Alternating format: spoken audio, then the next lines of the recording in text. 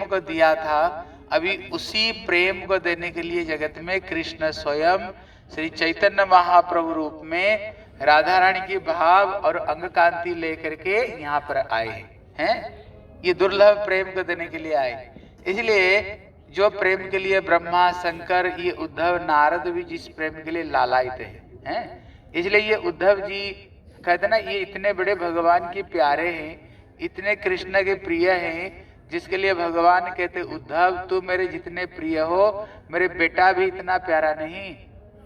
बोले बेटा का ना बात छोड़ दो, मेरे कहते हरिहर एकात्मा शंकर भी इतने मेरे प्यारे नहीं। बोले शंकर की बात छोड़ दो, कहते मेरी जो पत्नी है, जो पत्नी कहते वो भी इतना मेरी प्यारी नहीं। बोले पत्नी की बात छोड़ दो, जो दाऊ भैया श्री बलदेव प्रभु मेरे से अभिन्न है, वो भी इतना प्यारा नहीं। बोले उनकी बात छोड़ दो, मैं भी इतना मेरा प्यारा नहीं, मेरे आत्मा तू जितने मेरे प्यारे हो।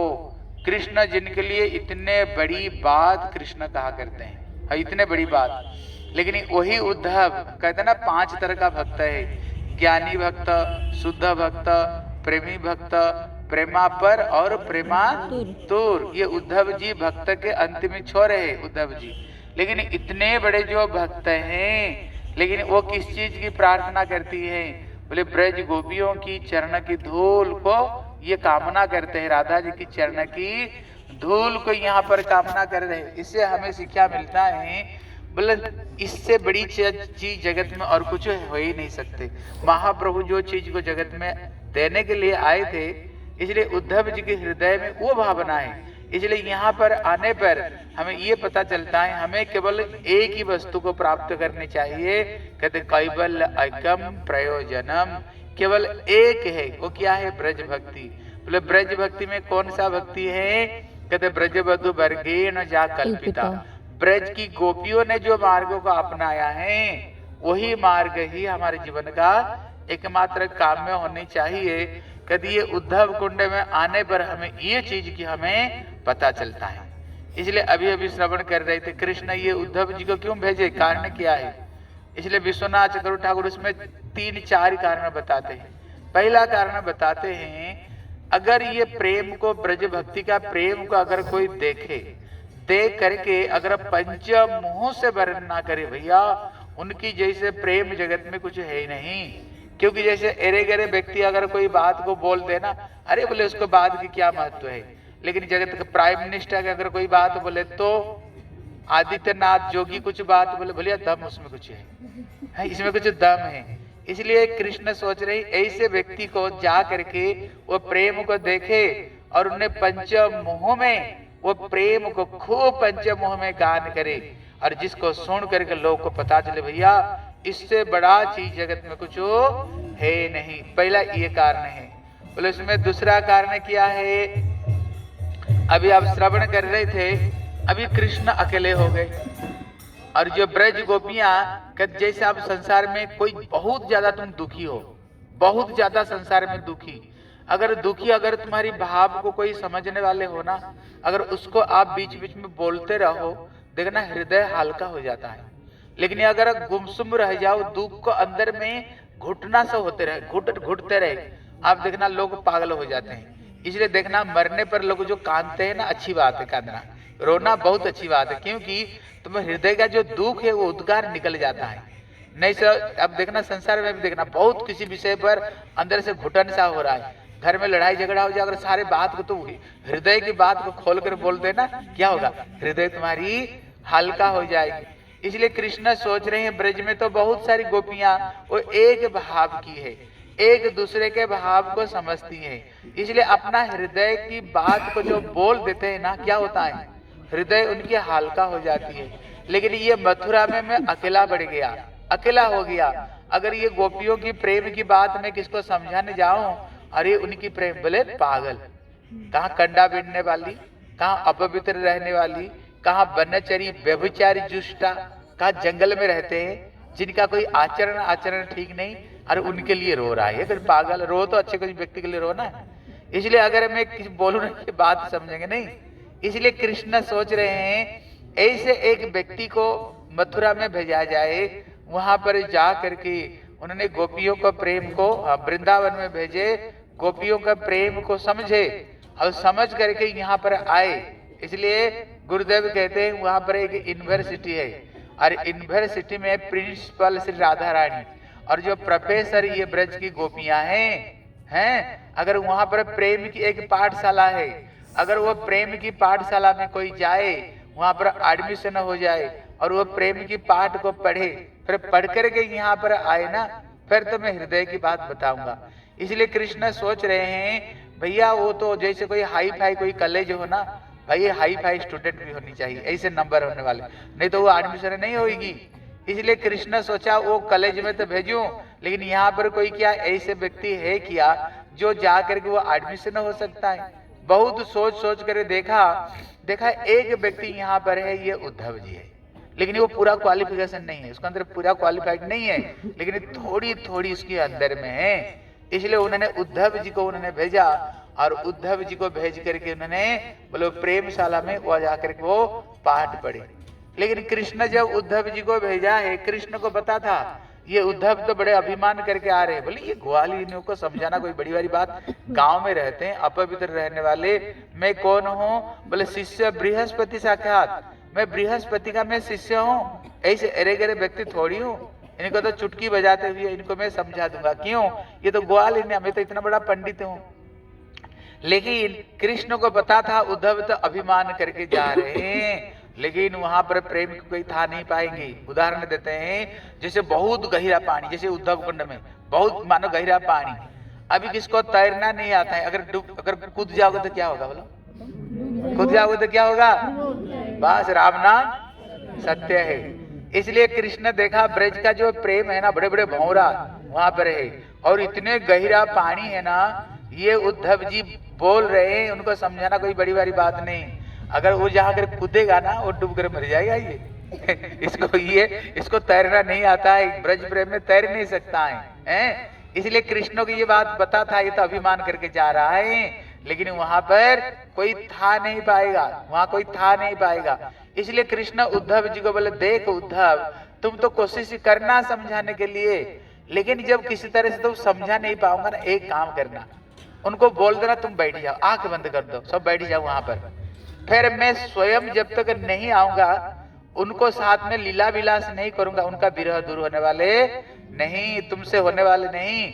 इसलिए उद्धव जब आए और उन्होंने बहुत कोशिश किया, लेकिन जो जो बात बताने के लिए कोशिश कर रहा था ना, वो उल्टा पड़ रहा था, सबके सब उल्टा पड़ रहा था, उसको वो समझा नहीं पा रहा था। है गोपियों ने ऐसे ऐसे प्रश्न की ना, वहां पर नंद बाबा ने ऐसे प्रश्न की, गोपियों ने ऐसे प्रश्न की, जहां पर उसके बोली बंद हो गई, बोलती बंद हो गई। जब उन्होंने राधा रानी का प्रेम को देखा, कैसे राधा रानी मानिनी होकर बोली यो कपट है मधुपकित बंधु, खबरदार मेरे प्यार कृष्ण स्वयं भंवरा बन करके आए, राधा रानी गाली दे रहे, तू अपवित्र हो, मेरे चरणों को स्पर्श मत किया, अगर लगता है तू शराब पी करके तू आए हो, तेरे को अच्छा बुरा ज्ञान नहीं, कैसे कहाँ जाननी चाहिए।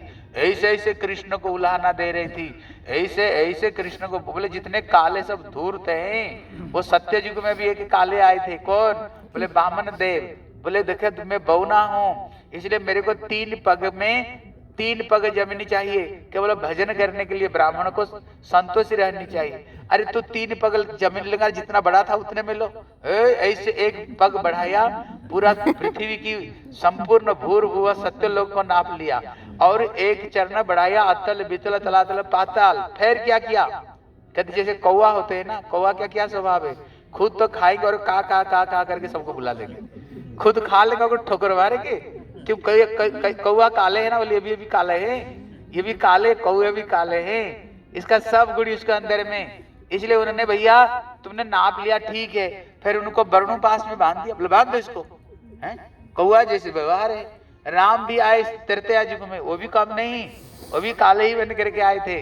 उन्होंने सुपर्णखा ने शादी करने के लिए आई, इतने बड़ी सुंदर, बोले सुपर्णखा कोई दोस्त थी, बोले कोई दोस्त नहीं थी, बोले क्यों, अगर तू इतना सुंदर नहीं होता सुपर्णखा क्यों तेरे को शादी करना आता, तू इतने सुंदर बनाई क्यों है। इसलिए कहते ना नंद लाला तू यदि हो तो लाली गला कट जाती कर्ण की, इसलिए तू इतने सुंदर क्यों बनो, सुंदर नहीं होता तो सुपर्णखा आती नहीं। स्त्रियों का तो स्वभाव है ही है, किसी सुंदर पुरुष को देखे आकर्षण होना, ये तो स्वभाव ही है, उसका अंदर में थोड़ी कोई गलती नहीं थी। तो इतना सुंदर बना तो इतना सुंदर क्यों बना? फिर जंगल में कैसे गया? गया तो गया, अच्छी बात है। जखनी जब उल्टा पुल्टा वेश धारण करते हुए, क्या जटाजुट बलकल और कौन सा वस्त्र, गेरुआ वस्त्र पहने हुए थे, फिर हाथ में धनुष बाण, ये कोई चीज है? धनुष बाण कौन धारण करता है? जो मारपीट करते हैं। बनाया साधु का वेश तुमने, लेकिन धनुष बाण इतना नहीं। फिर तो बनाया साधु का वेश, स्त्री को साथ में लेकर गया। तो संत का रूप धारण किया है, संत लोगों का साथ में थोड़ी स्त्रियां होती है।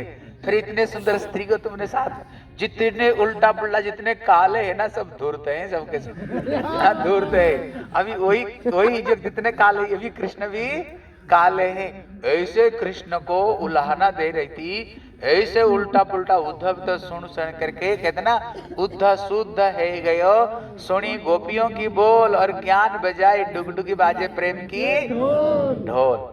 इसलिए गुरुदेव उदाहरण देते हैं, अगर सर पे कोई टोपी हो, अगर कोई बहुत ऊंचा कोई पहाड़ हो, अब क्या करते हैं, इसे देखते देखते देखते देखते देखते टोपी भी गिर जाती है। गुरुदेव कहते उसी तरह उद्धव जी बड़े ज्ञानी थे, लेकिन उद्धव यहाँ पर सीधा हो गए पूरा के पूरा। गोपियों की प्रेम की बोली सुन करके ना, प्रश्न उत्तर सुन करके सब सीधा हो गए। इसलिए कृष्ण उद्धव जी यहाँ पर भेजे थे जगत में। इनकी गोपियों की प्रेम ये सर्वश्रेष्ठ है, इनकी ऊपर कोई प्रेम नहीं है। अगर जीव अगर इसकी एक बूंद का अगर प्राप्त कर ले तो उनका जीवन धन्य हो जाएगा। जिसके लिए कृष्ण स्वयं कहते हैं, न पारे अहम निरबद्ध संजुजाम स्वसाधु कृत विबुधाइव सा विभो।